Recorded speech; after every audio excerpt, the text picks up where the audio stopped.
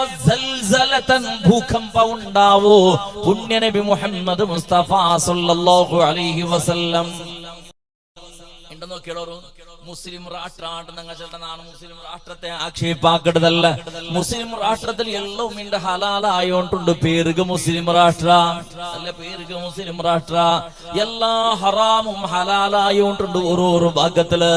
തുർക്കിയുടെ ദയനീയ പരിസ്ഥിതി ചെന്നിട്ട് പ്രയോജനം ഇല്ലാത്തത്, സിറിയത്തെ ദയനീയ പരിസ്ഥിതി ചെന്നിട്ട് പ്രയോജനം ഇല്ലാത്തത്, അവിടെ നടക്കുന്ന ഹറാമ്യത്തും ഒരു ബലയും ഇല്ലാത്തത്.